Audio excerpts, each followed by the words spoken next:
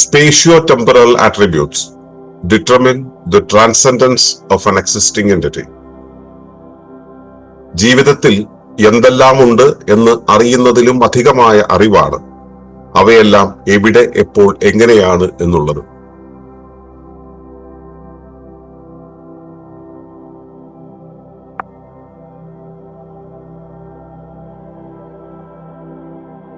തുടർന്നു കാണുന്നതിന് മുമ്പായി ഈ വിഷയം ഇഷ്ടമായെങ്കിൽ ഒന്ന് ലൈക്ക് ചെയ്യുക, കമന്റ് ചെയ്യുക, ഷെയർ ചെയ്യുക.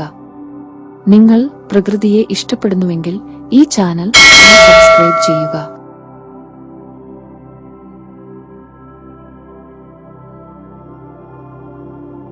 ഏവർക്കും നമസ്കാരം. ശുഭകരമാകട്ടെ, ദിനം സന്തോഷകരമാവട്ടെ, സൗഖ്യകരമാകട്ടെ, അനുഭവങ്ങളും അനുഭൂതികളും നമ്മെ ഏവരെയും നയിക്കുമാറാകട്ടെ.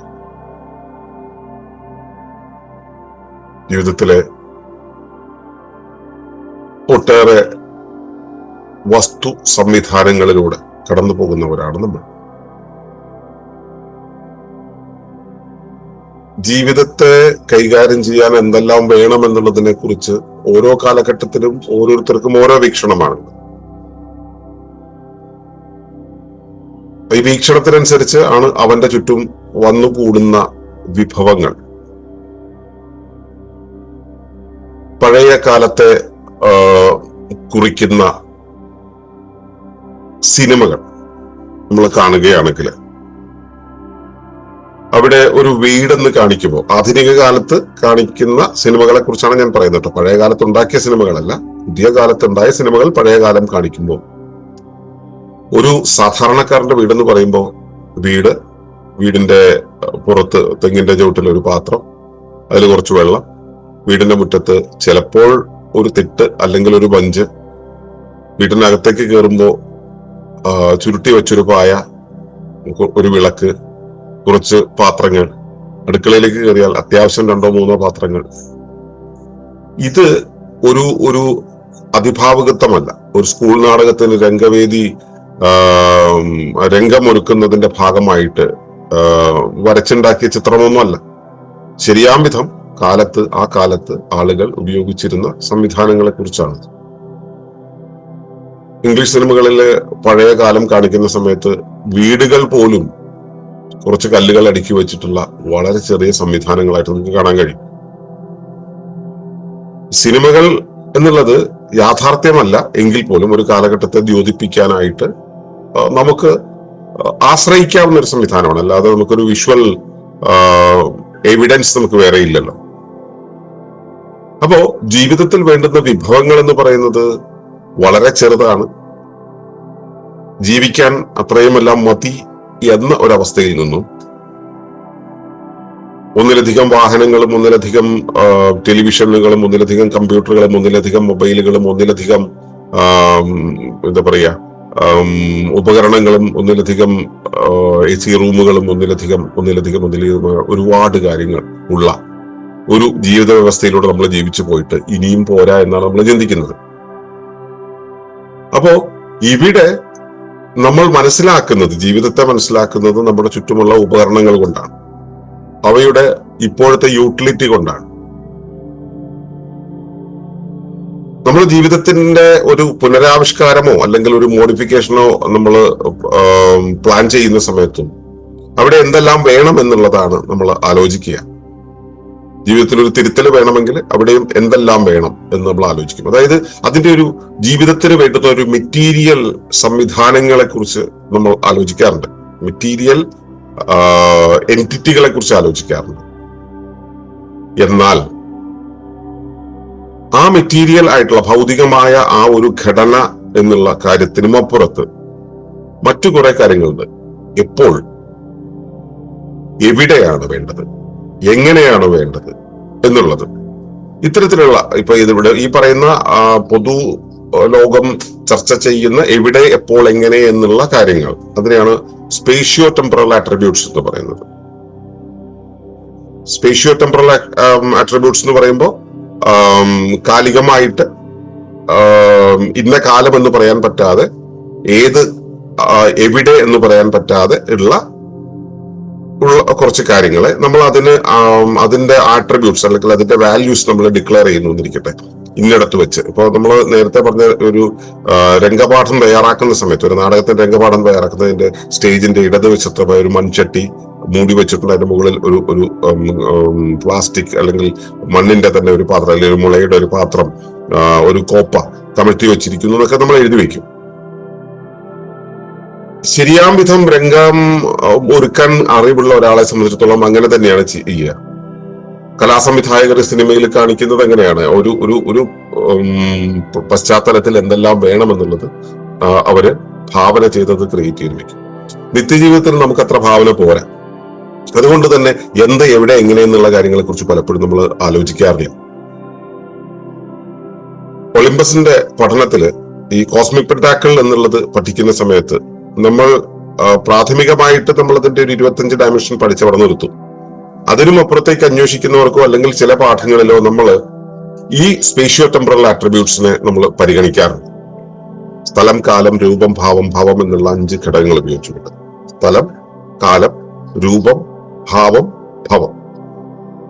അപ്പോ ഏതൊരു സത്തയെ എടുത്തു കഴിഞ്ഞാലും ആ സത്തയെ അതിന്റെ വിശിഷ്ടതയായി ഉയർത്തിക്കൊണ്ടുവരുന്നത്, ഒരു സത്തയുടെ വിശിഷ്ടതയെ ഉയർത്തിക്കൊണ്ടുവരുന്നത് ഈ സ്പേഷ്യോ ടെമ്പറൽ ആട്രിബ്യൂട്ട്സ് ആണ്. എന്ത് എന്നുള്ളതിനേക്കാളും കൂടുതൽ എവിടെ, എപ്പോൾ, എങ്ങനെ എന്നുള്ള കാര്യങ്ങളാണ് അതിന് പ്രാധാന്യം നൽകുന്നത്.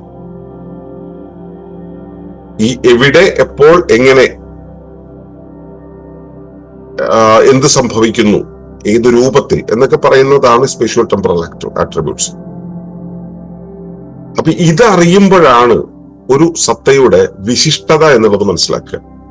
ഈ വിശിഷ്ടതയെ ഒരുപാട് വിപുലപ്പെട്ട് ചിന്തിക്കുകയൊന്നും വേണ്ട. വിശിഷ്ടത എന്താണെന്ന്, അനന്യത എന്നുള്ളൊരു പദം നമുക്കറിയാം, യുണീക്നെസ് എന്ന് പറയുന്നത്.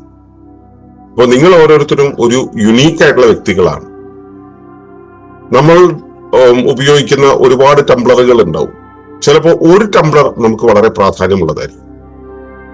ആ പ്രാധാന്യം നമുക്ക് തോന്നുന്നത് അതിന് നമ്മൾ ചില ഈ ട്രാൻസെൻഡന്റൽ ആയിട്ടുള്ള ചില സ്പേഷ്യോ ടെമ്പറൽ ആട്രിബ്യൂട്ട്സ് കൊടുക്കുന്നത് കൊണ്ടാണ് അതിനൊരു യുണീക്നെസ് ഉണ്ടാവുന്നത്. ഇതേപോലൊരു യുണീക്നെസ് നമുക്കുണ്ട്, ഞാൻ എന്നുള്ള വ്യക്തിക്കുണ്ട്, എന്റെ ഇണയ്ക്കുണ്ട്, എന്റെ മകനുണ്ട്, എന്റെ മകൾക്കുണ്ട്, എന്റെ സുഹൃത്തിനുണ്ട്, എന്റെ ഗുരുവിനുണ്ട്, എന്റെ ഏട്ടനുണ്ട്, എന്റെ അനിയനുണ്ട്.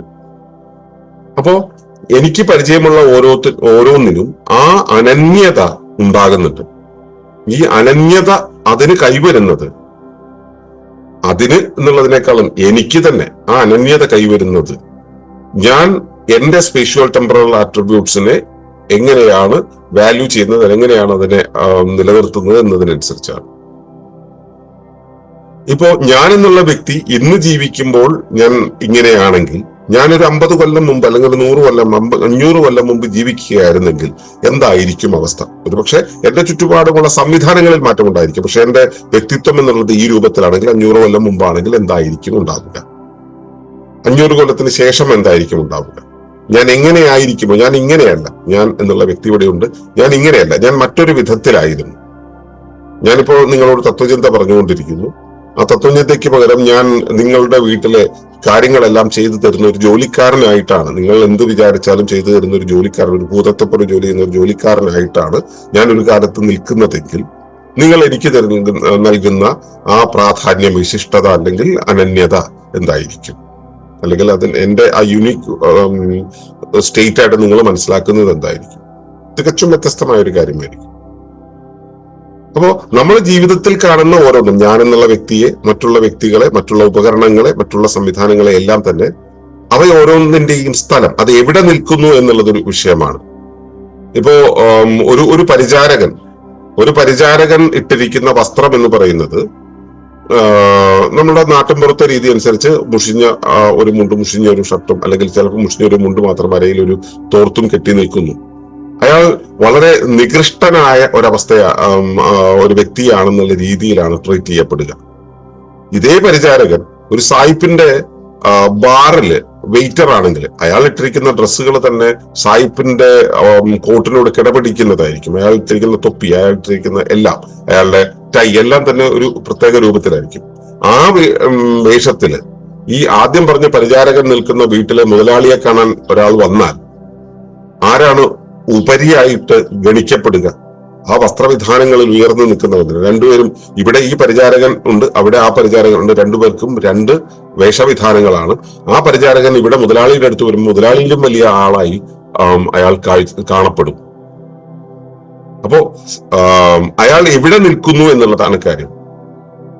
കാലം, ഏത് കാലഘട്ടത്തിൽ നിൽക്കുന്നു എന്നുള്ളത്. ഇപ്പോ ഞങ്ങള് അമ്മയുടെ വീടിന്റെ അടുത്ത്, അതൊരു ഗ്രാമപ്രദേശമാണ്. അതിന് മുമ്പില് ചന്ദ്രേട്ടന്റെ ഒരു ചായക്കടയുണ്ട്. അപ്പൊ ചായക്കടയിൽ നിന്ന് ഒരു ദിവസം ചന്ദ്രേട്ടൻ വിളിച്ചു പറഞ്ഞു, അതേണ്ട ഒരുത്തൻ മുണ്ടുടുക്കാതെ നടന്നു വരുന്നു. ചായക്കടയിലുള്ളവരെല്ലാവരും ഓടി ഇറങ്ങി നോക്കി. അപ്പൊ ഒരാൾ പാൻസ് ഇട്ടുകൊണ്ട് വരിക. ഈ മുണ്ടുടുക്കാതെ വരിക എന്നുള്ള ആ ഒരു സംഭവം ഇത് പറഞ്ഞപ്പോ ഇയാൾ കളസം ഉണ്ടല്ലോ എന്ന് പറയുന്നു. ആ കാലത്ത് ഇടയ്ക്കൊക്കെ ഈ നിക്കറിട്ടോണ്ട് ഇതിലെയും ഞങ്ങൾ ആരെങ്കിലും നടന്നാല് വല്യമ്മച്ചി ഭയങ്കരമായിട്ട് ദേഷ്യപ്പെടും. പോയി മുണ്ടെടുത്തോണ്ട് പോടാ എന്ന് പറയും. അതേ വീട്ടിലെ മരുമക്കളും പേരക്കുട്ടികളൊക്കെ ഇന്ന് തേരാപ്പാര നടക്കുന്നത് ഒരു വള്ളി നിക്കറിട്ടോണ്ടാണ്. അതിന് ബർമുഡ എന്ന് പേര്. ഇന്നത് മാന്യതയുടെ ഭാഗമാണ്, സഭ്യതയുടെ ഭാഗമാണ്. അന്ന് അത് സഭ്യതയുടെ ഭാഗമായിരുന്നില്ല. ഇന്നത് കൺവീനിയന്റ് ആയിട്ടുള്ള ഒരു അവസ്ഥ. ഇന്ന് ഒരു കാഷ്വൽ ഡ്രസ്സിന്റെ ഭാഗമാണ്. അന്നോ അത് അടിവസ്ത്രമാണ്, വെളിയിൽ കാണിക്കാൻ കൊള്ളാത്തതാണ്. അപ്പോ സ്ഥലം, കാലം, രൂപം, ഏത് രൂപത്തിലായിരിക്കുന്നു എന്നുള്ളത്. നമ്മുടെ ശരീരത്തെ തന്നെ എടുക്കുക. നമ്മൾ തടിച്ചാലൊന്ന്, മെലിഞ്ഞാലൊന്ന്, നമ്മളെല്ലാം ചെത്തിക്കോരി മിനുക്കി നിറഞ്ഞു നിന്നാലൊന്ന്. ഓരോ രൂപത്തിനും നമുക്ക് പ്രാധാന്യമുണ്ട്. ഭാവം, നമ്മൾ ഈ ശരീരമുണ്ട്, ഈ കാലത്താണ് ഇങ്ങനെയാണ്. പക്ഷെ ഞാൻ കാണുന്ന ആളുകളെ കാണുമ്പോഴെല്ലാം തന്നെ വല്ലാതെ ഒരു ക്രൂരഭാവത്തിലാണ് നിൽക്കുന്നത്. ഒരു ചിരിയുമില്ല, എല്ലാവരോടും പുച്ഛമായിട്ടുള്ള ഒരു ഭാവത്തിലാണ് നിൽക്കുന്നത്. ഇപ്പൊ എന്റെ ചുറ്റും കുറച്ച് ആളുകളുണ്ടെങ്കിൽ സർവ്വതരോടും പുച്ഛം, അങ്ങനെ നിൽക്കുന്ന ആളുകൾ. അവരെ കണ്ടു കഴിഞ്ഞാൽ കാണുന്നവർക്ക് എന്താണ് തോന്നുക? അവരെങ്ങനെയാണ് ഗണിക്കപ്പെടുക? അതേസമയം അയാൾ ഏത് രൂപത്തിലും ആയിക്കോട്ടെ, അയാൾ ഒരു പുഞ്ചിരിയോടുകൂടിയാണ് എല്ലാവരെയും കാണുന്നതെന്നിരിക്കട്ടെ, അയാൾക്ക് കിട്ടുന്ന അനന്യതയുടെ അവസ്ഥ, അയാളെ മറ്റുള്ളവരിൽ നിന്ന് വേർതിരിച്ച് മറ്റുള്ളവർക്ക് ഈ സാധാരണക്കാർ കാണുന്നത് എങ്ങനെയായിരിക്കും? ഒരു ബന്ധുഭാവത്തിലായിരിക്കും. അയാൾ എത്ര മുഷിഞ്ഞ വസ്ത്രം ഇട്ടാലും ചിരിച്ചുകൊണ്ട് നിൽക്കുന്ന ഒരാളോട് ഉണ്ടാകുന്ന ഒരവസ്ഥ വ്യത്യസ്തമായിരിക്കും. ഇനിയാണ് ഭവം എന്ന് പറയുന്നത്, സംഭവം. ഒരാൾ എന്ത് ചെയ്യുന്നു, അയാൾ എങ്ങനെയാണ്, ഏത് സംഭവത്തിലാണ് അയാൾ നിൽക്കുന്നത്, എന്ത് ആക്ടിവിറ്റിയും കൊണ്ടാണ് നിൽക്കുന്നത്, എന്ത് ആക്ഷനാണ് അയാൾ ചെയ്യുന്നത് എന്നതിനനുസരിച്ച് അയാളുടെ പെർഫോമൻസിനെ മുഴുവൻ ഗണിക്കപ്പെടുക മറ്റൊരു രൂപത്തിലായിരിക്കും. അപ്പോ ഈ സ്പേഷ്യൽ ടെമ്പറൽ ആട്രിബ്യൂട്ട്സ് എന്ന് പറയുന്ന ഈ ഒരു അവസ്ഥ ഓരോ സത്തയുടെയും കാര്യത്തിൽ, നമ്മുടെ ജീവിതത്തിന്റെ കാര്യത്തിൽ, നമ്മൾ ഉപയോഗിക്കുന്ന ഉപകരണങ്ങളുടെ കാര്യത്തിൽ, നമുക്കുള്ള ബന്ധങ്ങളുടെ കാര്യത്തിലൊക്കെ തന്നെ ഇത് വ്യത്യസ്തമായിരിക്കും. അല്ലെങ്കിൽ അതിനനുസരിച്ച് ഈ നമ്മൾ ഏത് കാര്യത്തെയാണോ ഇപ്പോൾ എടുക്കുന്നത്, ഈ വിശകലനത്തിനായിട്ട് എടുക്കുന്നത്, അതിന്റെ വിശിഷ്ടത അല്ലെങ്കിൽ അനന്യത. വിശിഷ്ടത അനന്യതയും രണ്ടാണ്, പക്ഷെ ഇവിടെ രണ്ടുമുണ്ട്. വിശിഷ്ടതയുമുണ്ട്, അനന്യതയുമുണ്ട്. അനന്യമായിട്ടുള്ള ഒരവസ്ഥയാണ്, അതിന്റെ വിശിഷ്ടതയുമുണ്ട്. അത് എത്രത്തോളം ഉണ്ട് എന്നുള്ളതിൽ മാറ്റം വരും. നമ്മൾ എത്രത്തോളം ആട്രിബ്യൂട്ട്സ് അതിനകത്തേക്ക് കണ്ടെത്താൻ കഴിയുന്നു എന്നുള്ളത്. അപ്പോ ജീവിതത്തിൽ നമ്മൾ കാര്യങ്ങളെ മനസ്സിലാക്കാൻ ശ്രമിക്കുന്ന സമയത്ത് നമ്മൾ ഈ ആട്രിബ്യൂട്ട്സിനെ പരിഗണിക്കാതെ കേവലം ഈ ആ വസ്തുവിനെ മാത്രം പരിഗണിച്ചാൽ, അതാണ് എന്നുള്ള രീതിയിൽ പരിഗണിച്ചാൽ അത് പൂർണ്ണമായ രൂപത്തിലാവില്ല. ഈ നാടകം പഠിപ്പിക്കുമ്പോൾ നമ്മൾ കാണാറുള്ള സ്കൂൾ നാടകം, നമ്മൾ ചിലപ്പോൾ സ്ക്രിപ്റ്റ് എഴുതി ചിലർക്ക് കൊടുക്കും, നിങ്ങൾ ചെയ്തോ എന്ന് പറയും. നാടകം കാണാൻ പോകുന്ന സമയത്താണ് നമുക്ക് മനസ്സിലാവുക, അല്ലെങ്കിൽ നാടകത്തിൽ റിഹേഴ്സൽ കാണാൻ പോകുന്ന സമയത്ത് ഇപ്പൊ ഒരു കഥാപാത്രം ഇവിടെ നിൽക്കുന്നു, വേറൊരു കഥാപാത്രം ഇവിടെ നിൽക്കുന്നു, ഇയാളുടെ പ്രാക്ടീസ് ആണ് നടക്കുന്നത്, ഇയാൾ ഇവിടെ ഇല്ല, രംഗത്തില്ല. ഇല്ല എങ്കിൽ ഇയാള് നോക്കുന്നത് ഇയാൾ നിൽക്കേണ്ടുന്ന സ്ഥാനത്തിന്റെ താഴെയായിരിക്കും. കാരണം ഇവിടെയാണ് നിൽക്കുന്നത്, ഇന്നയിടത്ത് നിൽക്കുന്നു എന്നൊരു വര വരച്ചു കൊടുത്തു കഴിഞ്ഞാൽ ആ വരയിലേക്കായിരിക്കും നോക്കുന്നത്. പകരം ഇയാളുടെ മുഖത്തേക്കാണ് നോക്കേണ്ടത് എന്ന ബോധം പോലും നമ്മുടെ നടന്മാർക്ക് പലപ്പോഴും കാണാറില്ല. ജീവിതത്തിലെ നടന്മാരുടെ അവസ്ഥയും ഇത് തന്നെയാണ്. നമ്മുടെ മുന്നിലെത്തുന്ന വ്യക്തി എവിടെ നിൽക്കുന്നു എന്ന സ്ഥാനത്തെ മാത്രം, അല്ലെങ്കിൽ ആ വ്യക്തി എന്നുള്ളതിനെ മാത്രം പരിഗണിക്കുന്നു. അയാൾ എന്നുള്ള ആ ഒരു ടോട്ടാലിറ്റി അഡ്രസ് ചെയ്യാൻ നമ്മൾ മറന്നു പോകുന്നു. പലപ്പോഴും എന്നെ കാണാൻ ഒക്കെ ചില ആളുകൾ എത്തുന്ന സമയത്ത് എന്റെ അടുത്തുള്ള മറ്റു ചിലർ അവിടെ നിന്നും ഈ വന്ന ആളുകളുടെ ഒപ്പം ഇരുന്ന് വർത്തമാനം പറയുമ്പോൾ അവർ വർത്തമാനം പറയുന്നത് എന്നോട് മാത്രമായിരിക്കും. ഈ വന്ന ആളുകളെ അഭിമുഖീകരിച്ചുകൊണ്ട് സംസാരിക്കാറില്ല. എന്തുകൊണ്ടാണ്? ആ വന്ന ആൾ എന്നുള്ളത് ഒരു ഗസ്റ്റ് മാത്രമാണ്. അതൊരു ഹോളിസ്റ്റിക് സംവിധാനമായിട്ട് മനസ്സിലാക്കാൻ ഇവർക്ക് കഴിയില്ല. നമ്മൾ ഒരു വ്യക്തിയെ പരിഗണിക്കുന്ന സമയത്ത് ആ വ്യക്തിയുടെ ആ ഹോൾ ആട്രിബ്യൂട്ട്സിനെ, സ്പേഷ്യോ ടെമ്പറൽ ആട്രിബ്യൂട്ട്സിനെ കൂടെ പരിഗണിച്ചാൽ നമുക്ക് കുറച്ചുകൂടെ അതിന്റെ വിശിഷ്ടത കണ്ടെത്താൻ പറ്റും. നമ്മൾ എപ്പിക്കോളജിയിൽ പറയുന്ന ലീന മൂല്യം, ഇൻട്രൻസിക് വാല്യൂ എന്നുള്ളത് ഈ സ്പേഷ്യോ ടെമ്പറൽ ആട്രിബ്യൂട്ട്സ് കാണുന്ന സമയത്ത് കുറച്ചുകൂടെ വ്യക്തമായിട്ട് തെളിച്ചം വരും, നമുക്ക് അതിന് വ്യക്തത വരും. സുസ്ഥിര ജീവന സമൂഹത്തെ കെട്ടിപ്പടുക്കുന്ന സമയത്ത് അതിനുള്ള ഓരോരുത്തരും നിത്യജീവിതത്തിൽ ഈ സ്പേഷ്യോ ടെമ്പറൽ ആട്രിബ്യൂട്ട്സിനെ കൂടി കണ്ടുകൊണ്ട് വേണം കാര്യങ്ങളെ മനസ്സിലാക്കാൻ. അങ്ങനെ വേണം ഇടപെടാൻ. എങ്കിൽ മാത്രമേ നമുക്ക് അതിന്റെ യുണീക്നെസ്, നമ്മുടെ ജീവിതത്തിന്റെ അല്ലെങ്കിൽ നമ്മൾ ഏത് കാര്യത്തിന്റെ ആണെങ്കിൽ നമ്മളൊരു കെട്ടിടം കെട്ടുന്നു, അതിന്റെ യുണീക്നെസ്, അതിന്റെ ട്രാൻസെൻഡൻസ് അല്ലെങ്കിൽ അതിന്റെ വിശിഷ്ടത എന്നുള്ളത് മനസ്സിലാക്കാൻ കഴിയുക അപ്പോഴാണ്. ഈ സമൂഹത്തെ പുതിയൊരു ജീവിത വ്യവസ്ഥയെ കെട്ടിപ്പടിക്കുന്ന സമയത്ത് അതിന്റെ സ്പേഷ്യോ ടെമ്പറൽ ആട്രിബ്യൂട്ട്സിനെ നമ്മൾ മനസ്സിലാക്കണം. അപ്പോഴാണ് അതിന്റെ നമ്മൾ ഉണ്ടാക്കുന്ന ഇക്കോ വില്ലേജിന്റെ അല്ലെങ്കിൽ സുസ്ഥിര ജീവന സമൂഹത്തിന്റെ വിശിഷ്ടതയും അനന്യതയും നമുക്ക് തിരിച്ചറിയാൻ കഴിയും. ഞാൻ പലപ്പോഴും ശ്രദ്ധിച്ചിട്ടുണ്ട് നമ്മുടെ ഈ കമ്മ്യൂണിറ്റിയെ കുറിച്ച് കേട്ടറിഞ്ഞു വരുന്ന ആളുകൾ പലരും ചോദിക്കുന്നത്, നിങ്ങൾ ജൈവകൃഷി ചെയ്യുന്നവരാണല്ലേ, നിങ്ങൾ പശുക്കളെ വളർത്തുന്നവരാണല്ലേ, ഇക്കോ വില്ലേജിൽ പശുക്കളെ വളർത്തുന്നവർ, ഗോശാല നടത്തുന്നവർ, നിങ്ങൾ ഇക്കോ ഫ്രണ്ട്ലി ബിൽഡിംഗ് ഉണ്ടാക്കുന്നവരാണല്ലേ. ഓരോരുത്തർക്കും മനസ്സിലുള്ള ഒരു ഫ്രെയിം ഉണ്ട്, ആ ഫ്രെയിം വെച്ച് മാത്രം കണക്കാണ്. അതേസമയം ഈ ഹോളിസ്റ്റിക് ആയിട്ട് ഒരു സമഗ്രമായിട്ട് ഈ സ്പേഷ്യോ ടെമ്പറൽ ആട്രിബ്യൂട്ട്സ് ഏതെങ്കിലും ഒന്ന് എടുത്താൽ പോരാന്നാണ് ഈ പറഞ്ഞത്. സമഗ്രമായിട്ട് അവയെ കാണാനുള്ള ഒരു കഴിവുണ്ടെങ്കിൽ മാത്രമേ നമുക്ക് ഇത് വ്യക്തമാവുകയുള്ളൂ. സുസ്ഥിര ജീവന സമൂഹത്തിന്റെ കെട്ടിപ്പടുക്കലിൽ നമുക്ക് നിർബന്ധമായും ഈ ബോധ്യം ഉണ്ടായിരിക്കണം, അവയുടെ ആന്തരിക മൂല്യത്തെ തിരിച്ചറിയാനുള്ള ബോധ്യം. അതേപോലെ തന്നെ നമ്മൾ നമ്മുടെ ജീവിതത്തെ മുൻപോട്ട് ചിട്ടപ്പെടുത്തുന്ന സമയത്ത് അതിൽ ഈ സ്പേഷ്യോ ടെമ്പറൽ ആട്രിബ്യൂട്ട്സിനെ പരിഗണിച്ചിരിക്കണമെന്ന കാര്യം ഇത് വ്യക്തി ജീവിതത്തിൽ ചെയ്തുകൊണ്ട് തുടങ്ങുക, നിരീക്ഷിച്ചുകൊണ്ട് തുടങ്ങുക. അതിനുള്ള തെളിച്ചം നിങ്ങളിൽ ഉണ്ടാകട്ടെ എന്ന് പ്രാർത്ഥിക്കുന്നു. നന്ദി, നമസ്കാരം.